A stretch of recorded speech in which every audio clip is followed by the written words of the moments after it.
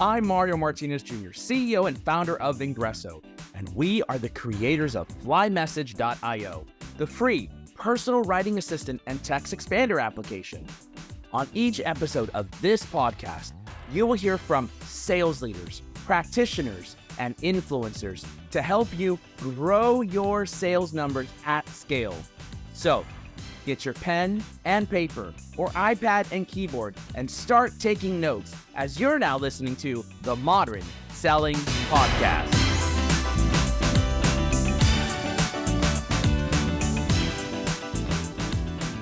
Ladies and gentlemen, welcome to this episode of the Modern Selling Podcast. And today, I bring you a topic that we have never spoken about on the Modern Selling Podcast here, and it is all around sales presentation, design, and how to deliver that content. And I'm super stoked that I've got my friend with me, Mr. Tom Martin, who is the founder of Converse Digital. He and I are going to have a great time talking about all things sales. Tom, welcome to the show. Thanks for having me. I've got to get my energy level up to yours. You're killing it for a late afternoon. I'm impressed. Well, funny, my voice sounds quite a bit raspy actually right now because literally 4 days ago, today's Thursday, 5 days ago, I went to Six Flags, the amusement park, with my kids and their friends. And of course, I decided to embarrass the kids by screaming like a crazy person on the rides. I made my voice go hoarse, and it's been like that for 5 days. It's not a good practice for those that use their voice as a business. I thought you were just going for the 1980s late night DJ voice, There you go. No, I wish I was. I wish it was that cool. With that in mind, I'm excited to have you, buddy. And just do me a favor. Tell everybody who's listening in a little bit about your background, and definitely take some time to talk about Converse Digital and what you guys do. Sure. Yeah. So I grew up in the agency business, the ad agency business. I was an account guy. About halfway through my career, I got into the business development side of the agency business. Was kind of good at it, and really I've spent the last 20 years doing that, either for myself, agencies I've owned, or agencies that I worked for.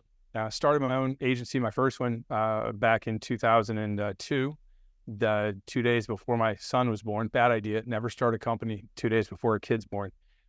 Way too much stress in your life. Ran it for about 3 years, and we were doing good, but then Hurricane Katrina decided to wipe all of our clients off the face of the earth. Which then wiped our little agency off the face of the earth. So I went back into the agency world, got myself collected, and but that experience really led to a journey that became Converse Digital, which was, how I woke up one day at Katrina, and I had no prospects because all our clients fired us, and not fired us, but they all went out of business, and all the people on my database looked just like all the people who just fired us, basically. And so I was like, wait, this is not good, and it started me on this journey of how do you make sure that never happens? How do you make sure you always have prospects? And how do you change the prospecting approach and all of that? And that journey became Painless Prospecting, became the book, The Invisible Sale, and what really was what led to me really founding Converse Digital in 2010. We were a social media agency because, let's face it, in 2010, who didn't want to figure out social media? And I was lucky. I was an early adopter. I was out there, thought leader, speaking, and all of that. So we founded in 2010, mostly B2C, a lot in the alcohol and travel space, two of my favorite things, and pharmaceutical in there too, which was fun. But also we had a business to business, a social selling side, which is really what the book was about, the social selling side. We always had that. About 2021, a few years ago, I decided I really was enjoying the social selling side a lot more. And so now we really spend most of our time teaching individuals, organizations. We have a specialty in ad agencies, helping them, create digitally centric business development programs that can help them, really turn conversations into customers. And when we're not teaching them the ins and outs of that, we're helping them build the necessary materials that they need, of which sales, presentation decks, pitch decks come into play quite often, probably more so than most agencies, and more than most of the salespeople would like. We'd all rather not have to use them, but they seem to be the currency of corporate America today. Well, that's an interesting background. And of course, as we all should, keep evolving, keep evolving. You've had a lot of evolution there in terms of the beginning till where you're at now, and that's amazing. Tom, I told you I was going to ask you a very special question, and I asked this of all my guests. So I'm looking for something juicy, man, and that is, tell us something nobody knows about you, even if they're looking at any or all of your social profiles.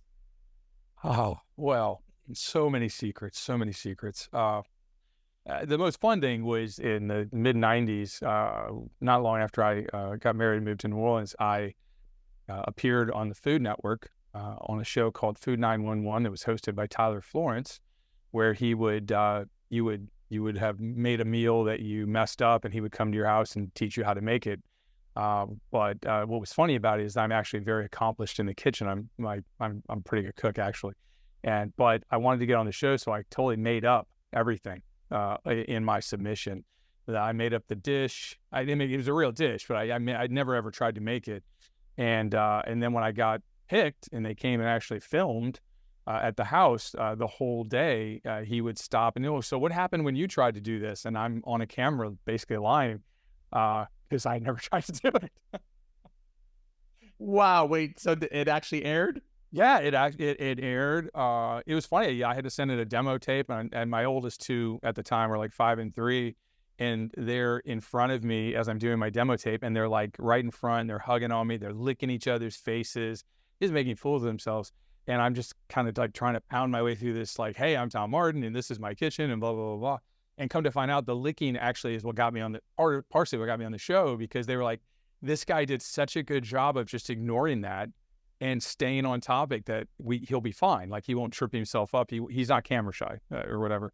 So I have my children's licking of each other to help me. But yeah, I totally lied my way on it. Come to find out, Tyler, huge fan of Mexican food, and they really wanted a guy because, he's a pretty good looking guy. And so the ladies always wanted to be on the show, and they really wanted a guy on the show. So I found out about it. They were already going to be in New Orleans, totally made everything up, lied, got on, had a big viewing party. I still have the VHS of it, pulled it out and showed it to my kids about 5 years ago. Had to get a portable speaker to hook up to the InFocus machine, project it on a wall, because my television doesn't even have the red, white, and whatever blue or whatever color it is, things you put in anymore. And my kids were it was hilarious. They were, they were just making fun of me for my fashion sense in the late 90s, which was not very good. And but yeah, it was great. It was fun. Not the only people who really know are people who know us that live here in New Orleans, because we had a big viewing party, of course. Because they tell you like a week ahead of time or 2 weeks ahead of time, oh, it's going to air at such and such a time. But yeah, so it was fun. It was a good time. It was fun to get to meet him and hang out for the day. He's a super cool guy. And then of course, as we were sitting out on the front on a swing out in front of the house drinking margaritas. While they were cleaning up, of course, all the neighborhood moms all of a sudden wanted to come see the Martins. I'm like, hey, ladies, nice to see y'all. What are y'all doing? Yeah, nice. What a great story. Interesting. So did he ever find out that you actually knew how to cook? I don't know. I don't know if he did or not. I don't think so. Most people probably didn't know that, but it was funny because he was, it had hot sauce in it. I'm not a huge hot sauce fan, and I put just a couple of drops, and he was like, whoa, whoa, whoa. So I put a bunch more, and then you put Chipotle in it, and so I put like one. He put in one, and I'm like, what? That's it? It became this man thing. So the resulting dish was so hot. Oh wow! The last scene is you take a taste, and I know how to make that was the joke, because I'm really good at making margaritas, but I can't make this. And being somebody who grew up in Texas, Mexican food, we don't really have that here in New Orleans. And so we take it and we both immediately slam the margaritas because it's so hot. Hilarious. That's a great story. All right. Well, we haven't had that one. So on TV and you were picked and you sold your way through it. I think I absolutely sold my way through, man. Totally. All right. Well, that's good. Great story there. Listen, let's get into some good content, because you obviously gave a great presentation to be able to be picked so that you can be on TV. And we're going to take some time to talk about sales presentations, some of the design and delivery problems that we're seeing today. Let me just first open it up with, what's probably the most mind-blowing thing you've learned in your research, engagement, and working with customers around slide deck presentation, that both the design and delivery? The biggest eye-opening stat for me was research shows that when we present things to anybody, it really doesn't even matter how long of a presentation it is, your audience will forget 90% of what you presented to them within 2 days. And when you think about that from a sales process, I mean, nowadays it's very it's unusual to make a presentation and the person makes the buy decision right there, especially nowadays with buying committees. It usually goes to the next level, and maybe you're in that presentation, or maybe they're making the presentation on your behalf. So, to think that 90% of what you tell them is going to go in one ear and out the other inside of 2 days, that's pretty scary. And that fact really was what sent me down about 5 years ago, really sent me down this rabbit hole that I've been on of all the science around why is that? Can you affect that? How can you affect it? To try to tilt the deck in the favor of our clients that we work with and ourselves when we're pitching, so that, you can get that memory, because it's hard to buy something you can't remember. So to me, that's like the first threshold you got to get over. Interesting that you mentioned that. So I'm not a fan of slide deck presentations. We definitely used to build them for ourselves. And I don't think I've used a slide deck. Let me think about this. It's probably at least 4 or 5 years. And it's a conversation. I'm really focused on the conversation and bringing people back to an asset that's online, right? Something, a visual, because we do need visuals, like, charts. What's the difference between this and that, or this, right? And then that's important. I'm not saying that that's not important, but I'm all about having the conversation and really focusing in on some of those main points. I think a lot is, as a result, you talked about what we forget, right? Why do you think we forget so much of what is being presented, especially if you're a seller and you're just like death by PowerPoint?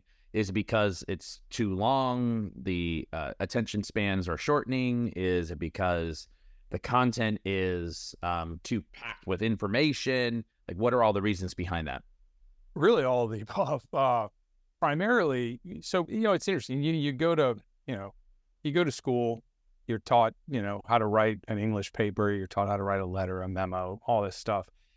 Nobody ever teaches you how to write in PowerPoint or in slide deck form. If you've ever received training, it's technical. How do you make the program work? But nobody ever actually teaches you the science of how your brain digests and processes and retains information when it's delivered in a verbal presentation where, look, the best slide deck should be invisible. I shouldn't remember your slide deck. I should remember you and what you said. That deck's there to be a visual aid. Unfortunately, I think over the years, it's become a script. It's a crutch, especially in sales, because you make so many presentations and you're customizing them for each prospect.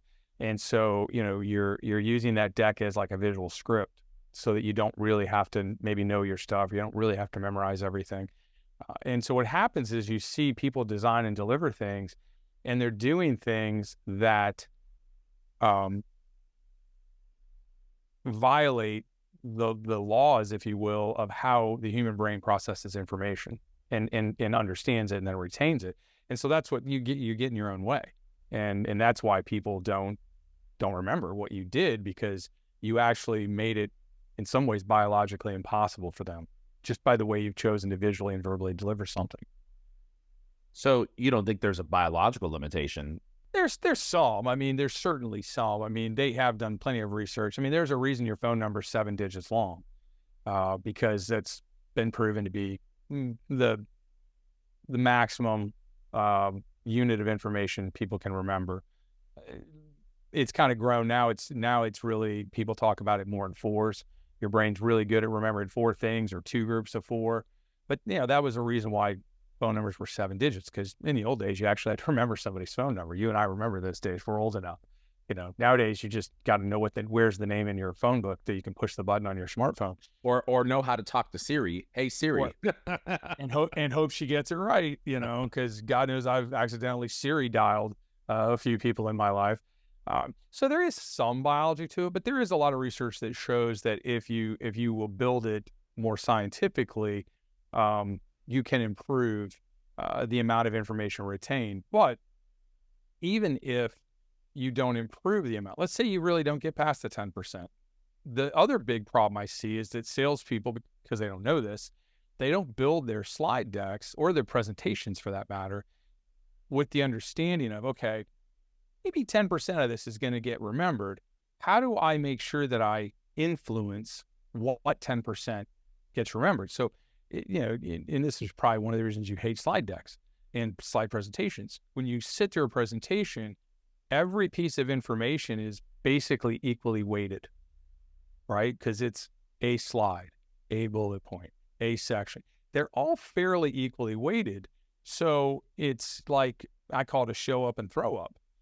They throw all that data at you or all the information at you, but they don't take the time to put a framework around it. I like to tell people, look, your job as a presenter is to take someone down the yellow brick road, take them by the hand and take them down and really understand, like, hey, what do they think today, and where do I need to get them? What do I need to get them thinking by the end of this presentation to sell whatever it is I'm trying to sell, be it me, product, service. That's your information gap. That's your presentation. You're trying to get them down that pipeline. So how do I do that? What do they need to know? What sequence do they need to know it in? How do I start to build the argument? How do I phrase it in ways that are memorable? I'm a big fan of creating, content containers. If I tell you, hey, don't show up and throw up, that's what, 4 or 5 words? But I promise you, if you had to then now tell me what I mean by that, you'd get pretty close to what I mean. I mean, you may not use the exact words, but you'd be pretty close because it's an information container. It conveys, it's like a proverb or a metaphor. It conveys a lot. We don't do that, and so we just make it so hard, and we put such a high cognitive load on our audience that they can't remember, because your brain's like a pie chart. It's got 100%.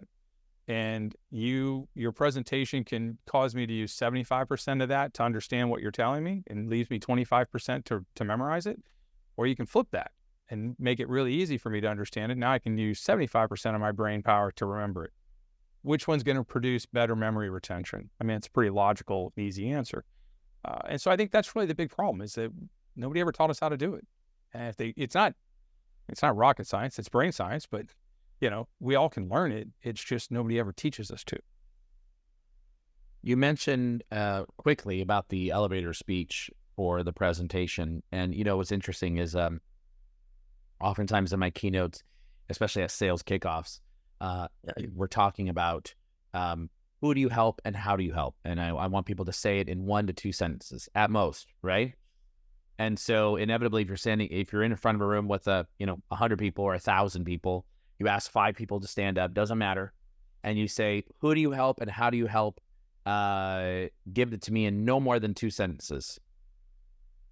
And inevitably, after the 5th person, the leadership team realizes that their entire sales team has no idea how to describe who you help and how you help. And each person says something totally different based upon a product, based upon selling to one specific buyer that they're comfortable with, or can't even say it at all, right? And I think that's a huge problem. You talked about the signal to noise ratio, right? That results in a lot of essentially PowerPoint slide decks that are not meaningful to a particular buyer. So why do you think so many sales presentations suffer from, you called it the show up and throw up syndrome? And from my perspective, it's a lot because we don't even have the baseline, right? We don't have the baseline of who do you help and how do you help and what business problem you solve. Because if you did, then your content would be geared towards the problem and how your solution can help the problem, what you've done for other customers that are of similar type. That's where you may need that content from. So maybe talk a little bit about why do so many sales presentations suffer from this show up and throw up syndrome? I think it comes down to the 3 T's. I mean, it's time, talent, training. Time, gosh, we're all trying to move. We're all trying to do more with less. We're trying to move faster. It used to be it was okay if you returned a call the next day. Now you don't return a text the next minute. You're getting another text. I mean, everybody's moving so fast. So So, and it's like, I can't remember who said it, but, I'm sorry that I wrote you a long letter. I didn't have time to write you a short one.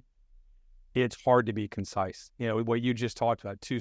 You got to really stop and think about that. That doesn't just roll off the tongue. It's easier to be verbose. Second's talent. I think there are people who are really, really good at being able to create a really well thought out, memorable, succinct message. There are certainly people that are really good at that. There are people that just aren't. Unfortunately, we have sales teams, populated with both. And the last is like I said, training. I don't think people provide this kind of training to their people. I know when I was younger, I was able to do, our agency did put some training, the agency I worked for put some training in place. It was really more about like writing memos and so forth. But it was, we had to like write like a POV, and we had to do it again and do it half as many words, and then do it again and do it in half as many words, kind of thing. And it was the process was to teach you how to be concise, how to separate signal from noise. And we don't do that. We don't do that with our presentations. We just, I think companies just sort of accept like, oh, well, that's just how it is. It has to be that way. It doesn't. And when you see people, like I love talking to a client that we've worked with the day after they've used the pitch deck, because they're just, oh my God. And the thing that I find so interesting is the number one comment we get is, it was so much easier to deliver that presentation than any other presentation I've delivered. They were more relaxed. They were more focused. They were tighter. The audience responded better to it. And so it's, again, it's just the function of a company took the time to invest 7 hours in that person, put them in a workshop. And then when they came out on the other side, all of a sudden you have a 200%, improvement in the quality of their presentation materials. So if you're looking at a presentation deck, things that you guys have helped build for large and small organizations, maybe this is a wrong question to ask, I don't know, but is there, when you work with an organization, do you say, listen, guys, your first pitch deck for call number 1 should be no more than 5 slides long, 10 slides? I don't know what the number is. Is there like a quantitative approach that you say, generally speaking, pitch deck number 1, which will then lead into, do you want more information? Should we book another call? Should be X number of slides. And what about the next call and the next call? Like, how do you break these down? Yeah. So I look at it slightly differently. The first thing we talk about is that regardless of how many slides your pitch deck is, to use your term, the elevator speech of the pitch, if you will, or the presentation ought to be able to be sold in 1 slide. So if you're getting ready to pitch to the CEO and you're supposed to have 45 minutes or an hour, and you've got say a 30-slide slide deck, which would be fine and appropriate for a 60-minute pitch, and they walk in and go, hey, we've got a problem, I got to go get on the corporate jet in 7 minutes, go. If you can only present 1 slide, that slide needs to sell the high level idea of what you're trying to sell and the benefit. So we start with that, called the 10% slide. And so we get that. Now, how many slides come after that? For me, to me, it's more a function of time. I've always in my career used the 2-minute rule. If I've got 30 minutes of presentation time, I probably shouldn't have more than 15 slides. Because that'll keep me, I'll either come in at 30 minutes or slightly below, regardless of how much is on those slides, et cetera. It's just a rule of thumb. There's no science to it. It's a rule of thumb that's worked really well for me over the years. The other thing we'll talk to them about is, let's build the slide deck out with the signal. And if you have, we're doing it right now where they have got a lot of stuff, we'll put them through a process. We'll say, okay, give me every potential sales message that you would put in this deck. And then I want you to tell me, is it foundational? Is it leverageable? Or could it actually be negative? Like maybe this isn't your strong suit. Your competitor actually outdoes you on this. And it's amazing how many of those will fall into that foundational column. Like, yeah, everybody has this, or you got to have this just to get in the game. And so we'll say, look, I get it. You want to have that, or you need to have it. Let's move that to an appendix. And so they might end up with, like you're saying, a 5, 10, 15, slide deck. But if the customer says, asks a question and says, well, that's an interesting chart. What's the data set look like behind that chart? Instead of going, they can go, oh, well, hold on. Let me jump to slide 47. I can take you through the deep dive of how that comes together. So you have it, but you don't have to lead with it. Because if they want it, they'll ask it. But a lot of people may not want it. They may not need it. So that's how we approach it. We had a project where an agency up in New York back in February, their initial deck was probably 25, 35 slides. The finished deck was probably about 18, but it was 18 infinitely better slides that are, infinitely more memorable. Their elevator speech is tighter. The way, the clients understand the benefit of, oh, I hire you guys to do this because of this. This is what makes you unique. That's it. You win. You would agree, though, Tom, that there's two parts to this equation. Part number one is the right information being disseminated. That's the slide deck. And part number two is how you deliver the content and engage the customer along the way. Is that correct? Oh, absolutely. There's part of our workshops we do is we talk about, how do you present in a way that makes you more credible or that makes you more persuasive? And there's, again, a ton of science around, how you do that. For instance, hesitation or hesitation words, words where you're not really taking a position. You're kind of saying, well, it could be, that all has to come out, because when you do that, your credibility drops immediately. When you present research, if you say the research says versus the research found, if you put it in present versus past tense, that makes a measurable difference in the persuasiveness of the statement you just made. All you did was change a tense and how you referenced it.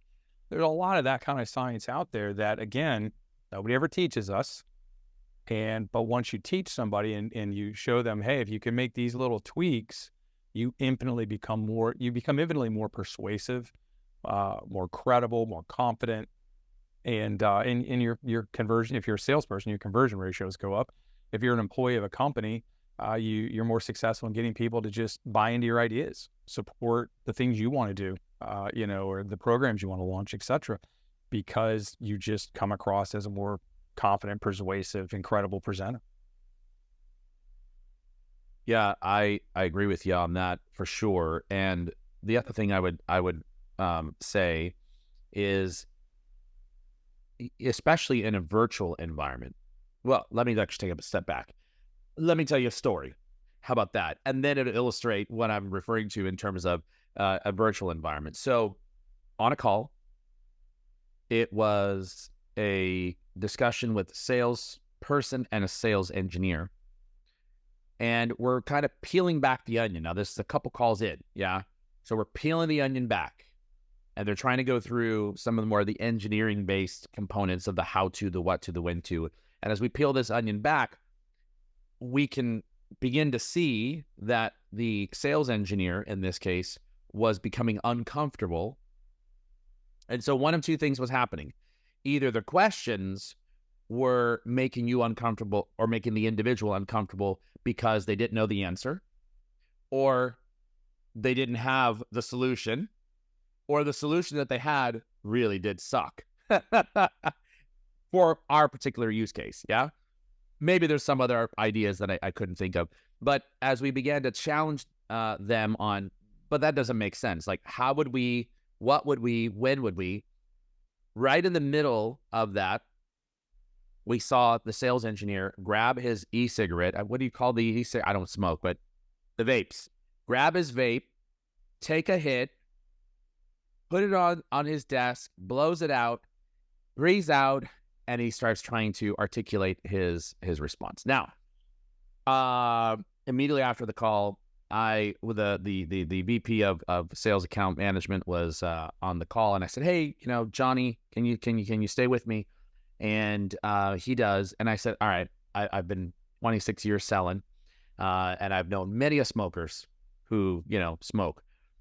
I have never, in probably over 2,000 sales presentations I've ever been on, never seen anybody take a hit. Right?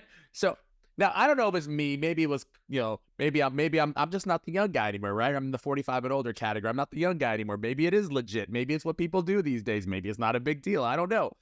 But that one thing ruined the entire sales presentation for me, because what that was clear nervousness, clear something was not right, or you were getting frustrated to the point of that you needed to take a hit on your cigarette or the vape. You needed to vape to be able to calm the nerves, right? Because of the intensity of like the drill down in that. That's just an example of ineffective sales presentations, that the message and the content was good, but the individual is who, tanked that presentation. So I'm sure that you've seen not only horrible slide decks, but horrible presenters as well. If someone is in that boat, you're a sales leader listening in right now, and you're like, yeah, I've got a real challenge in this area. What do you recommend that a sales leader do? Well, one, take the vapes out of the office. Okay, so it wasn't just me, right? Dude, that's funny. That might be one of the funny. I've heard some funny sales stories. Man, that's pretty funny. Anyways, but no, seriously. I think it's again, to me, that's a training thing. There are ways to buy yourself time in a presentation, especially if you're asked a question that you're like, ooh, maybe I just don't even know the answer. Or maybe that's just an off the wall question or anything like that. There are ways to buy yourself time. The first, the most common being just, mirroring the question back to the individual. If you've got a question like, well, wait, that doesn't really make sense. Well, okay, Mario, I want to make sure that I can make this make sense for you. Tell me, explain to me what's not making sense to you. Articulate that for me. Maybe I'm not doing a great job explaining it. Maybe that'll help me find the right words to explain it. Well, now I can step back and take my breath, and I put the monkey on your back, because now you have to articulate exactly what your concern is. Because that's the thing. He instead of vaping, he didn't really based on what you told me the story, he didn't clarify, well, what exactly are you concerned about? Like, what part of what I just told you doesn't work for you? It might have been you just didn't understand something. He just didn't do a good job explaining it to you. And if he just tweaked a word or two, then it would make perfect sense to you. But he just instantly got defensive. Now, like you said, could have been his stuff really didn't work and so forth and so on. But I think, to me, that's part of like presentation training and sales training is teaching people how to take that breath so that they can just compose themselves. And, that mirroring technique is great, because it also, even if you then give him your very detailed response, even if he's still not comfortable or she's not comfortable, he can mirror that back to you again. Say, okay, so I'm hearing you tell me you don't understand that the X and the Y lead to the Z. Did I have that correct? And then you're going to, again, he's giving himself time to breathe. But the other thing he's doing, and this is just, again, it's a technique. He's making you as the buyer feel heard. You're feeling heard. You're feeling like, wow, this person really wants to understand my hurdle, versus they're just trying to get me over the hurdle. They're just using a sales objection. They're going to their little roster of sales objections and they're giving it to you. And in doing that, you create more empathy, you create more credibility, you create more trust, all good things. So again, that's just training though, is teaching them how to take that situation. And at the end, they may really not be able to give you an answer. Maybe it really was not a good thing. But they're buying themselves the time to process, to calm down, to walk through, and hopefully get to a place where they can answer. The other thing I love telling salespeople to do whenever possible, especially if they're in a situation where maybe the questions you were asking were a little bit on the edge of their comfort zone, just maybe their skill set, especially in virtual. I love this trick in virtual, is if they know of content or they have access to content that maybe really does, explain exactly what you were questioning about, I love teaching them to say, look, I could try to answer that for you, but I'm gonna be honest, I might butcher it a little. My partner over in product engineering wrote a piece on our website that answers that. Can I send you the link in the chat and read that? And if you're still confused, then we'll try to work through it. But I think it'll probably get you feeling comfortable.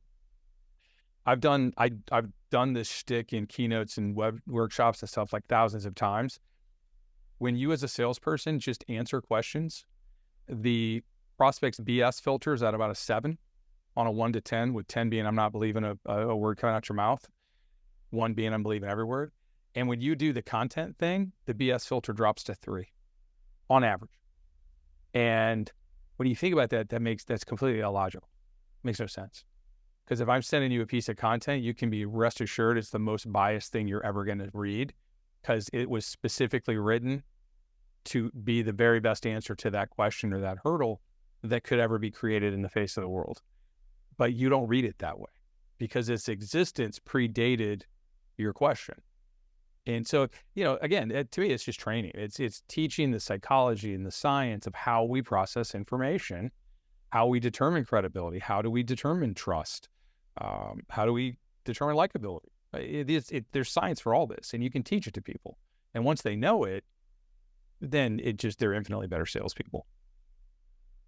Yeah, for sure. Also, I think there's a lot that happens, especially in a virtual environment, where confidence and what you exude in that call, for example, if I'm actually speaking in a low tone and I'm doing a lot of ands and ums and I'm not sure, and I'm slouched over and I don't really know, and I'm in a side position, like whenever I'm actually on camera, my back doesn't even touch the back of the chair, right? I'm sitting so vertically erect that it helps me to speak with confidence. It helps me to be able to say something that is absolutely confident to the individual buyer. And to your point, if I don't know something and I say, that's actually a really good question, I don't know the answer to that question.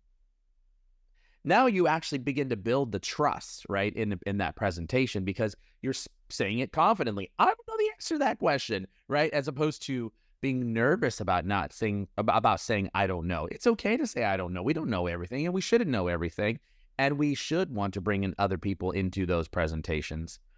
But what I find happens a lot that creates this kind of challenge, and I'd love to get your viewpoint on this, Tom, and that is, you give a deck out, and if you had 100 sellers line up and you say, open up the standard pitch deck, and they would say to you, 100 of them would say, which one?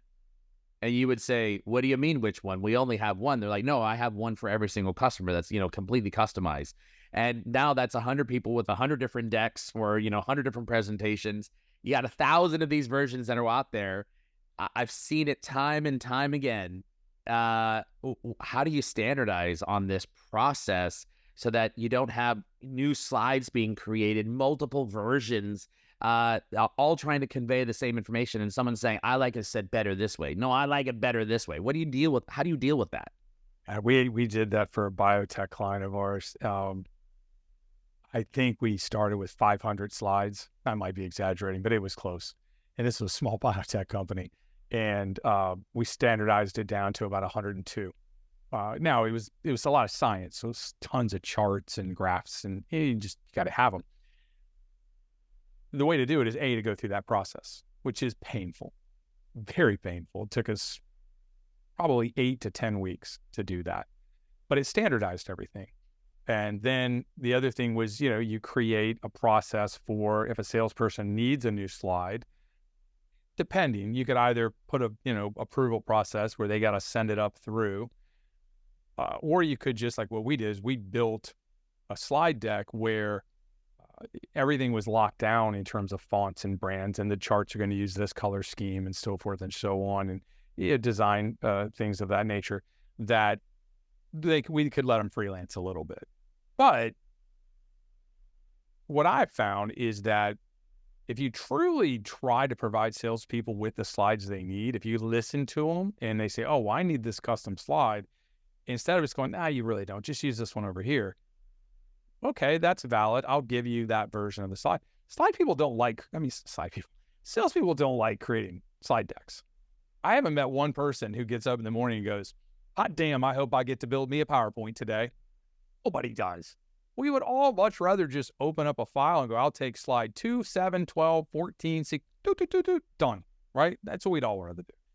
So, but if you'll embrace that and do it, I have, that biotech client, we had fantastic success with their salespeople just using it, or they would go in through the marketing guy and say, can you please have the agency build us a new slide for X, Y, or Z? And they would just kind of rough sketch it or whatever, and they'd give it to us and we'd build it.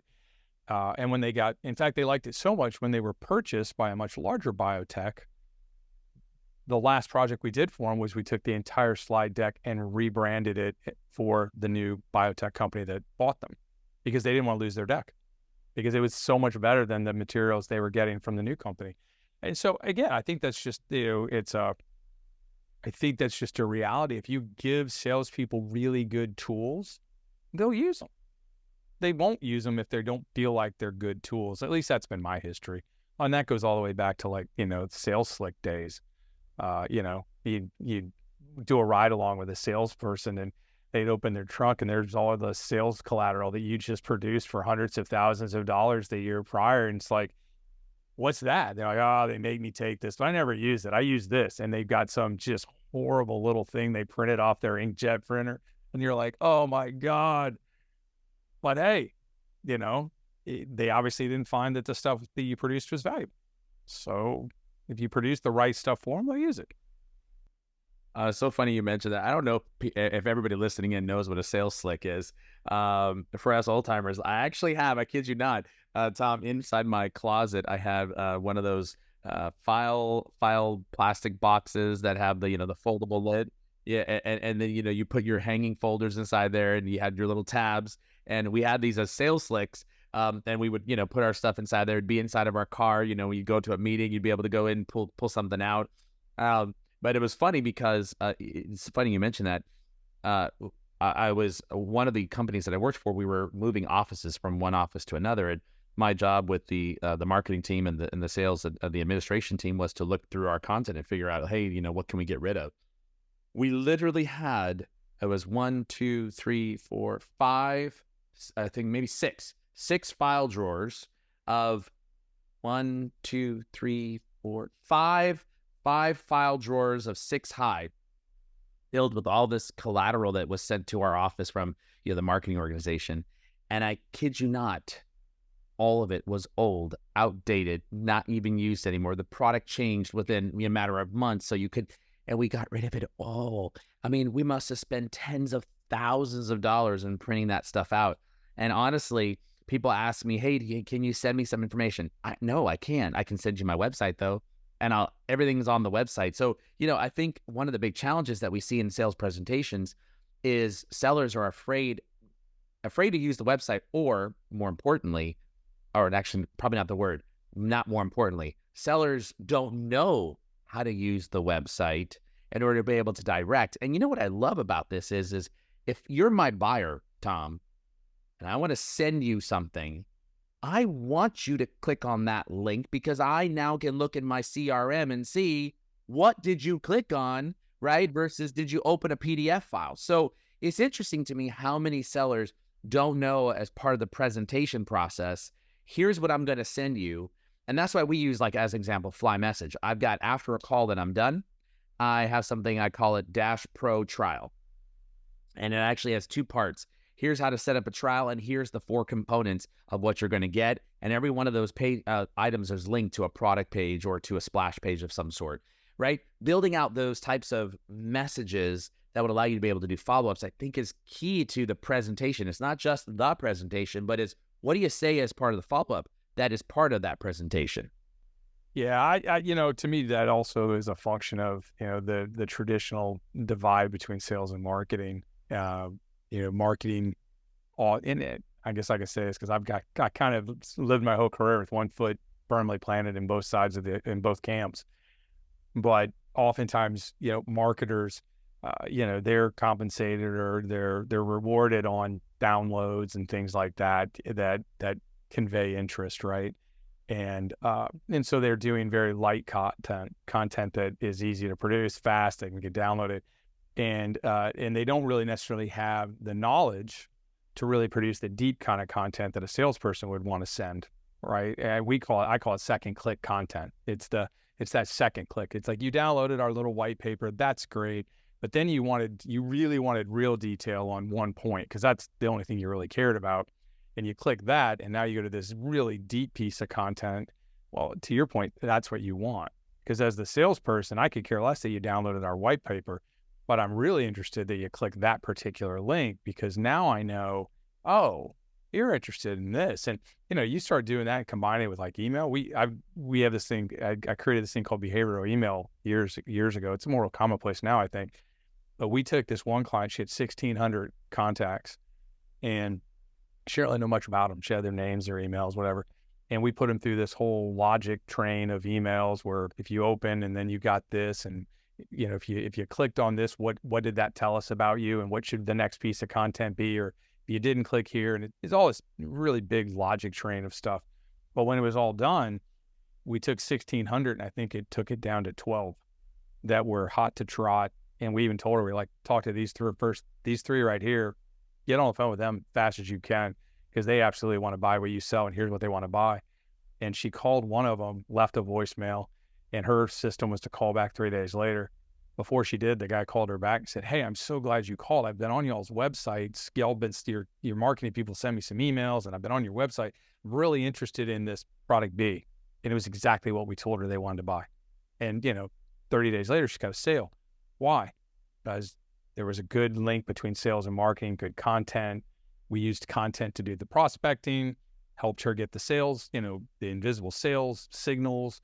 And then when she went in, she knew exactly what to talk about. And, that's the kind of thing that you're obviously an advanced practitioner of sales and marketing because of what you do in Vengreso and all that.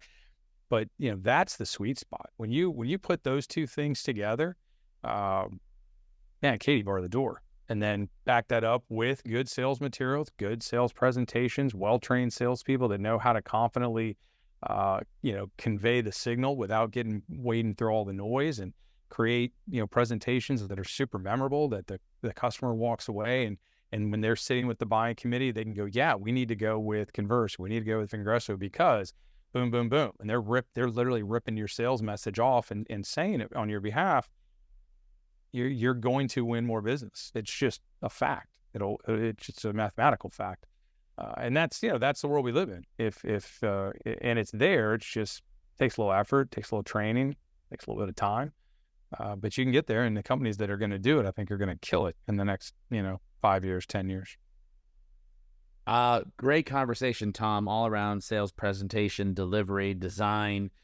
Look, if I'm a sales leader and I'm listening in right now and I say, oh, I've got a problem. I know we're challenged by this. What's the best way to get in contact with you? Is it through email? Is it through LinkedIn, Twitter, or AKA X? What's the best way? Email is always the best. Just, Tom at Converse Digital, or go to the website. There's, a form on every page. And we love when people fill them out. But yeah, I promise you, if you reach out on X or LinkedIn or any of those, I will know it, and I will follow up promptly. I'm old school in that way. I think I have a sundown policy, and I try to make sure I respond to people before the sun goes down. Love it. And if you're looking for Tom Martin, there's a lot of Tom Martins out there that are on LinkedIn, but make sure you look for Tom Martin at Converse Digital. So if you're on LinkedIn, it's Tom Martin, space, capital A, capital N, capital D, Boolean logic, and do Converse Digital, and you'll find him. And make sure that you reach out to him on LinkedIn and say you heard him on the Modern Selling Podcast. Do not send a connection request without telling him where you heard him from, people. Tom, I have one last question for you, and that is your all-time favorite movie. What is it? That would be Dead Poets Society. It is the only movie that I actually own on DVD. Now, I don't know if I still have a DVD player to play it, but I own it. You know, you got to love "Oh Captain, My Captain." I mean, it's just, that's what every person should want that in their life, that they can command a bunch of students to stand on the top of their desks and salute them with "Oh Captain, My Captain." But it'd be an awesome moment to have in your world. So I don't think we've had in 280 episodes Dead Poet Society. So there you have it. And funny that you mentioned about the whole CD thing. I was literally looking at our cabinet that's, you know, sitting to the left of the TV. We've got two of them, and most of it's all pictures. But then I was looking at it the other night, and I was like, why do I have a bunch of CDs on the shelf when my CD Blu-ray player, by the way, is in the drawer, in the equipment drawer behind us? So I thought it was quite funny. I was like, well, maybe one day I might need to pull out those salsa dancing CDs. There you go. There you go. I want to see that one. Film that one and put it up on TikTok so I can watch it. Oh man, there is actually one on YouTube right now that I was the MC of an event, and I pulled somebody up and we started dancing salsa right there on the stage. So absolutely, it's fun to be able to pull something like that. Well, all of you listening in right now, thank you, Tom, for joining us. But don't turn that dial quite yet. We've got this important message for you to listen to. Thanks for listening to the Modern Selling Podcast. Please do me a huge favor and give the Modern Selling Podcast a 5-star rating and review on iTunes. Oh, and don't forget, if you'd like to save 20 hours or more in a month and increase your productivity, go right now and download Fly Message, that's flymsg.io, for free. It's your free text expander and personal writing assistant. Hey, thanks for listening in, and until the next episode, good selling.